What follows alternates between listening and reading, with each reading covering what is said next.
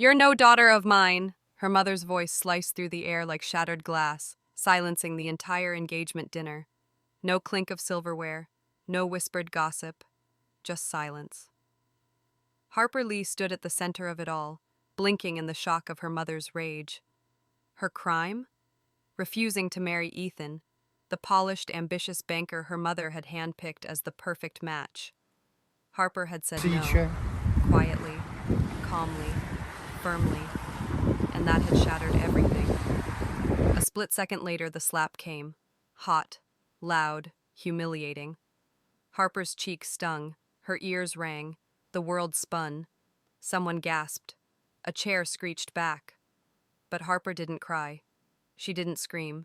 She just stared, wide-eyed, at the woman who once brushed her hair before school, now screaming that she was a disgrace, that she was selfish, that she'd thrown away everything her family had built for her. Ethan stood off to the side, smug, like he'd expected this. Then came the final blow. Her mother pointed to the door and shouted, "Get out of my house, now!" And just like that, Harper was no longer a daughter, no longer family. No one stopped her. Not her father, who always avoided confrontation. Not her brother, who watched with a detached expression, as if this were some movie he wasn't invested in. So Harper left. She walked barefoot out into the freezing Seattle night. Her breath fogged in the air, her heels dangled from her fingers. The dress, a pale ivory lace her mother chose, now clung cold and stiff against her skin. She had no purse, no coat, no keys, just her phone, and a small, shaking sense of clarity. She had chosen herself. For the first time in her life, Harper had said no, and paid the price. The city was quiet, save for the distant hum of traffic and the soft click of her heels against pavement. She didn't know where she was going, she just walked. 3 miles. No one called, no one chased after her. Her phone buzzed once. It was a notification. Your ride has been canceled. The ride her mother promised to arrange. And that was when it hit her. She was alone. Truly, completely alone. But Harper didn't break. She kept walking, head high, back straight, into a night colder than her mother's final words. She found a budget motel near the edge of the city, the wallpaper peeled. The room smelled like old smoke and carpet mold, but it had a door that locked and a bed with clean sheets. $58.25, her last cash. She sat on the edge of the bed, staring at the wall, not crying, not trembling, burning, not with anger, but with resolve. I won't disappear, she whispered to herself. I'll return, not to scream, not to prove anything. I'll return in silence. The kind that speaks louder than screams. The motel door clicked shut behind her. Harper leaned her back against it, exhaling for the first time in hours. The room was small. One bed, one flickering lamp, a stained armchair, and wallpaper yellowed from years of chain-smoking tenants. But it was hers, for the night at least. She let her heels drop to the floor with a dull thud. Her feet were blistered and red. She hadn't even noticed the pain until now. $58.25. That was what she had left in her checking account, and that's exactly what the night cost her. No dinner, no ride, no backup. Just a key to a room that smelled like wet carpet and cigarette ashes.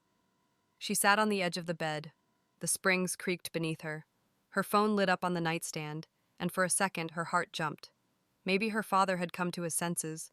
Maybe Shane, her brother, would ask where she was. Maybe someone cared. But no, it was a junk notification, 20% off shoes she couldn't afford. She turned the phone over and stared at the ceiling. How did it come to this? Just 24 hours ago, she was trying on gowns, pretending to laugh at Ethan's dry jokes, nodding through guest lists her mother had obsessively color-coded. And now, here she was, homeless, jobless, alone. But strangely, she didn't feel broken. She felt clean. Like everything false had been stripped away, and all that remained was something raw and real. The betrayal still echoed, not just from her mother, but from the silence of everyone else. Her father, who always claimed to be the peacekeeper, hadn't even looked her in the eyes. Her brother Shane, the golden boy, had watched it all unfold like it was a theater play. Even Ethan hadn't flinched, like they all expected her to fold, to crawl back, to beg. But Harper didn't beg, Not anymore. Not ever again. She stood and walked to the mirror. Her reflection startled her. Makeup smudged, hair tangled, eyes red but fierce. "I'm still here," she whispered. The next few hours passed in a haze.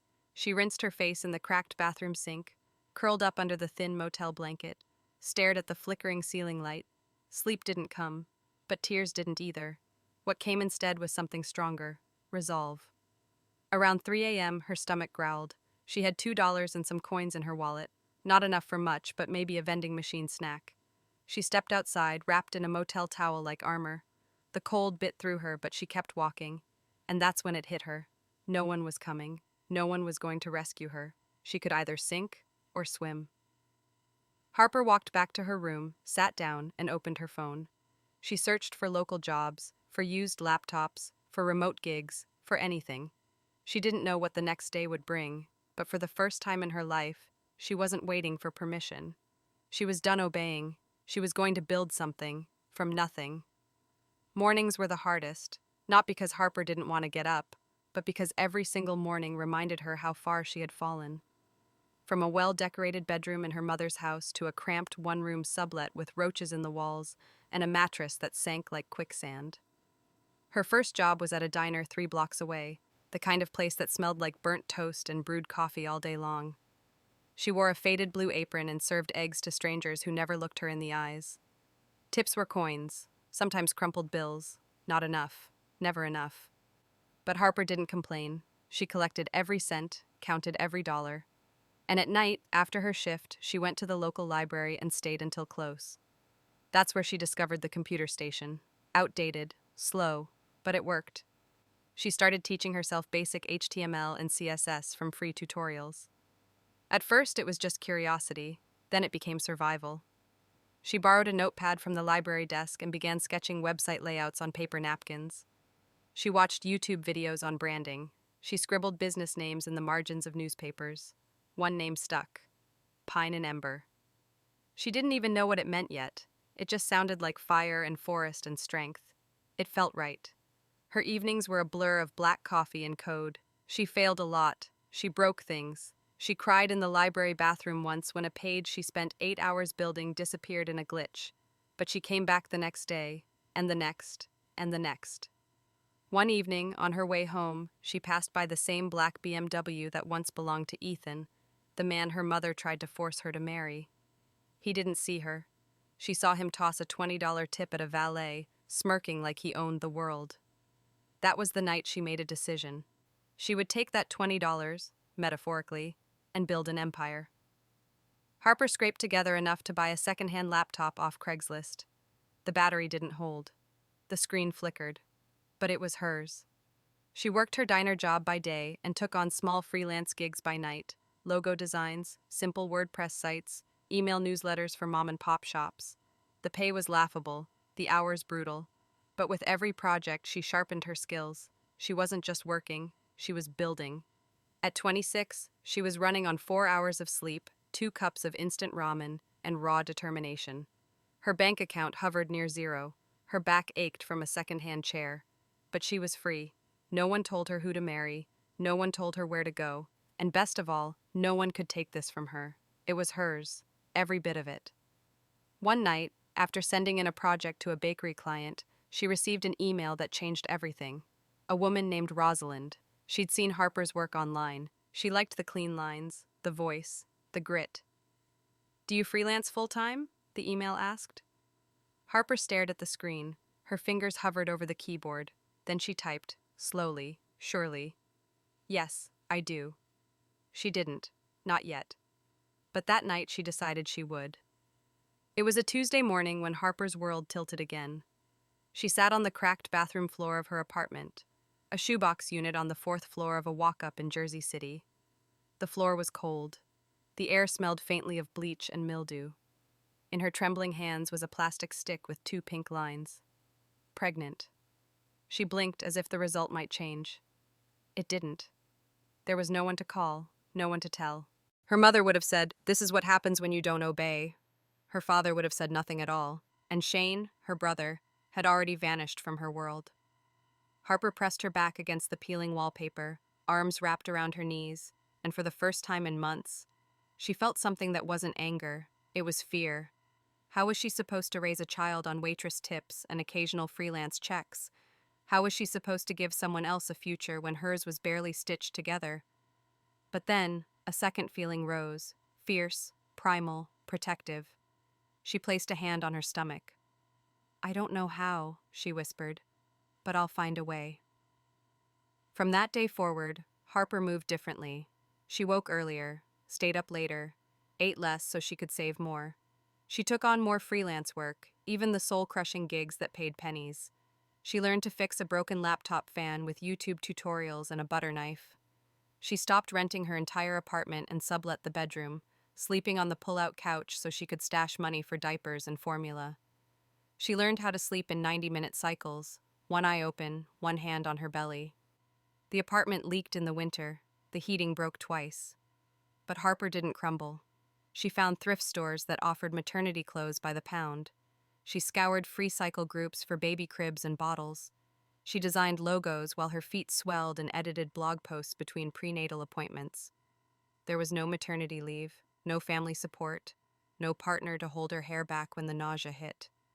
But every morning she looked in the mirror and said, "We're doing this." When contractions came, she took a cab alone to the hospital, laptop in her backpack because a client still hadn't approved a design. After 11 hours of labor, her daughter was born. Juniper, 8 pounds of defiance and wonder. The nurse laid her in Harper's arms, and Harper felt something crack open, something ancient and unbreakable. Tears spilled down her cheeks, not from pain, but from promise. "You'll never wonder if you're loved," she whispered to the sleeping infant. The hospital stay was short. Bills piled quickly. Harper returned home to the couch and the deadlines. At night, she nursed Juniper with one arm and typed with the other. She lost clients because she missed calls.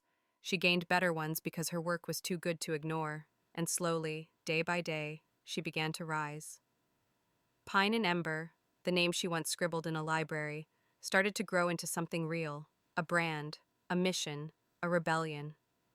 By the time Juniper turned 2, Harper had 3 steady clients, a small team of contractors, and a monthly revenue that exceeded anything she'd ever earned before.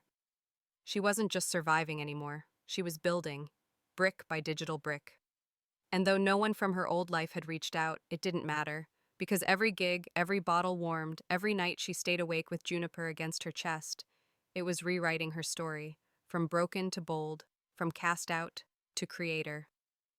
Juniper was 3 years old when she first asked the question, "Mommy, how come we don't have a grandma like the other kids at daycare?" Harper paused. She was stirring oatmeal at the stove, balancing a client call on mute, and calculating how many hours of sleep she'd gotten the night before. 3, maybe 4. She looked at her daughter. Juniper was seated cross-legged on the floor in a faded princess nightgown, her big brown eyes wide and curious, a half-drawn crayon castle beside her.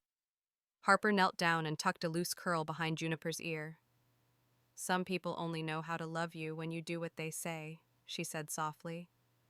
"Is that love?" Juniper asked. Harper shook her head. "No, baby, that's control." Juniper thought for a second. Then she said, "Then we don't need them, right?" Harper smiled. "Right." That moment, simple, quiet, powerful, stayed with her. It wasn't just about survival anymore. It was about building a world where Juniper would never have to beg for love, never have to shrink herself for approval. That night, Harper pulled out her old notebook, the one where she had first written Pine and Ember, and opened a new page. At the top, she scribbled, "Build for the women no one believed in." And then she began. She created branding kits for local businesses run by single moms, built websites for women-owned bakeries and yoga studios, rewrote marketing strategies from scratch. Word spread. Clients came through referrals. Then came media mentions, podcast interviews, a short profile in an online magazine titled, "The Woman Who Built an Empire from a Motel Room." The article went viral. Suddenly, Harper had emails flooding in. Small-town women, former addicts, survivors of abuse, all asking how she did it. She didn't have all the answers. But she had one truth. Don't wait for someone to hand you a seat. Build your own damn table. By the time Juniper turned 5, Pine and Ember had a team of 6, including 2 part-time designers Harper had mentored herself. Revenue tripled. Harper moved them into a small house in a quiet neighborhood. Nothing extravagant, but it had a garden Juniper could play in and a sunroom Harper turned into her home office. At night, Juniper would curl up beside her while she worked, tracing her fingers over Harper's laptop keys. "I want to do what you do, Mommy," she'd whisper. And Harper would smile, kiss her forehead, and say, "Then you will." She taught Juniper how to read spreadsheets, how to pitch ideas, how to speak up in meetings even if your voice trembles. By the time Juniper was 8, she could break down a brand strategy better than most marketing interns. She wasn't just watching her mom, she was learning how to be her own force. Harper didn't talk about the past much, didn't mention the slap, the cold street, or the night alone in the motel. But everything she did was built on that memory. Every invoice sent, every site launched, every client empowered. It was a brick laid in a new foundation, a home made not of walls, but of will. One day, while dropping Juniper off at school, Harper overheard a teacher whisper, "That little girl, she's going places." And Harper thought, "Yes, because I refused to stay stuck." The door that had once slammed shut in her face had led her to build one that no one could close, not even family. 12 years. That's how long it took. 12 years of silence, of building, of bleeding into blueprints and branding decks, of raising Juniper into a girl who knew her worth like a birthright.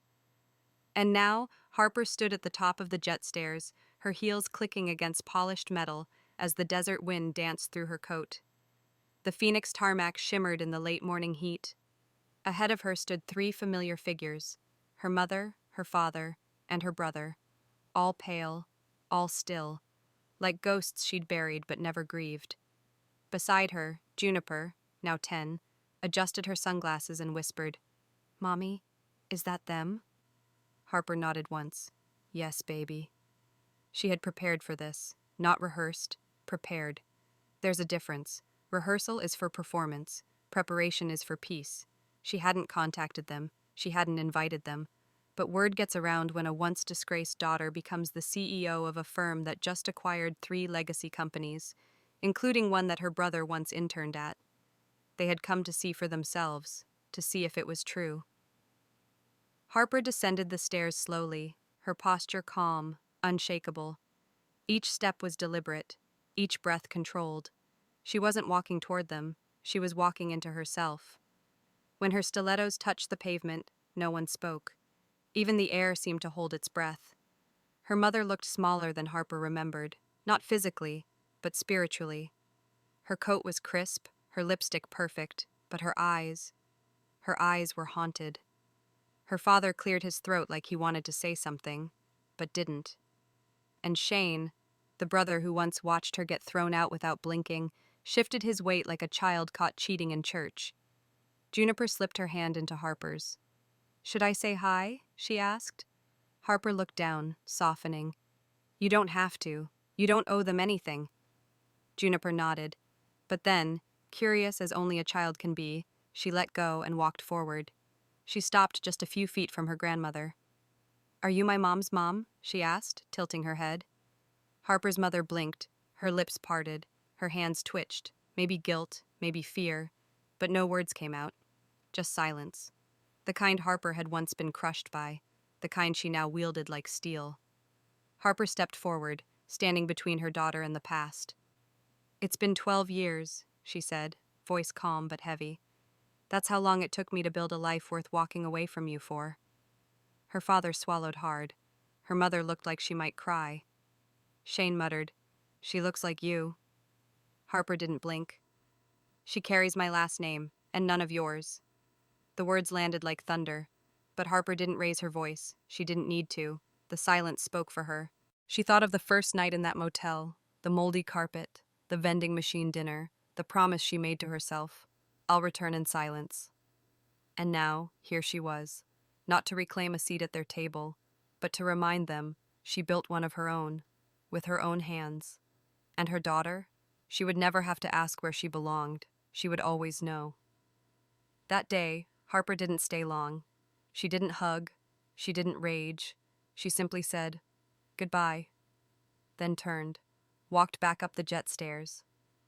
Juniper followed, a little girl with a spine made of her mother's legacy, and as the engines roared back to life, Harper looked out the window, at three figures standing frozen, in silence, just as she'd promised. The jet leveled out above the clouds, slicing through the sky like it had something to prove. Harper leaned back into the leather seat, the adrenaline slowly draining from her bones.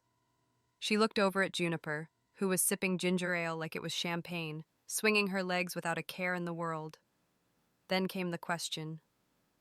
"Mom," Juniper said, her voice soft, almost hesitant. "Are they bad people?" Harper blinked. She hadn't expected it, not this soon, not after the silence of the runway. But kids always know when something's off, even when you don't spell it out. She turned to face her daughter fully. "No," she said slowly. "They're not bad people, but they made bad choices, over and over again." Juniper frowned. "Like what?" Harper thought for a moment. "They chose pride over love, control over compassion, silence over support." Juniper nodded, processing. "Did they hurt you?" she asked. Harper hesitated, not because she didn't know the answer, but because the truth was layered, complex, hard to pin down in words a 10-year-old could carry. "They didn't hit me," she said, "but they made me feel small, like I had to earn love by doing what they wanted. And when I stopped doing that, they stopped being family." Juniper looked down at her lap. "Do you miss them?" Harper stared out the window for a beat, watching clouds drift below like lazy ghosts. "Sometimes," she admitted. "Not the people they were, but the idea of who they could have been." Juniper leaned her head on Harper's shoulder. "I'm glad you're my mom," she whispered. Harper wrapped an arm around her. "And I'm proud to be yours." The rest of the flight was quiet, but Harper couldn't shake the weight of the conversation. That night, after tucking Juniper into bed and checking emails in the kitchen, she found it, a cream-colored envelope with slanted cursive. No return address. But she knew. Her mother. She didn't open it right away, just stared. She remembered that woman's face, stunned into silence by a granddaughter she'd never met. A woman who had once screamed, "You're no daughter of mine," now sending something not to command, not to control, but to ask. Harper finally opened it. The handwriting was tight, shaky. Inside was an apology, or the closest thing to it. Her mother wrote about her own upbringing, about how silence was strength in her generation, how she confused obedience with loyalty, how she thought shielding Harper from hard things meant choosing her path for her. She ended the letter with a single sentence. "I hope one day you'll let me meet her again." Harper didn't respond, not because she wanted to punish, but because some wounds aren't healed with words, they're healed with time and boundaries. A week later, Juniper found the letter. "Is this from her?" she asked. Harper nodded. "Are you going to write back?" "I don't know," Harper said. Juniper was quiet for a moment. Then she said, "Can I?" Harper blinked. "You want to write her?" Juniper shrugged. "I want her to know I'm happy, that you're why, and if she wants to be part of that, she has to start with you." Harper didn't cry often, but that day she did. Not because she was sad, but because her daughter had become everything she herself was never allowed to be, and she got there by watching her mother walk through fire and never burn. It happened on a warm afternoon in late spring. Juniper's school was hosting a legacy luncheon, an annual event where students could invite a family member who had deeply influenced their path. Harper assumed Juniper would choose her. She always did. But that morning, as Harper buttoned her blazer and packed her laptop bag, Juniper stood quietly at the door. "Mom," she said, "can I invite someone else today too?" Harper turned, surprised. "Who?"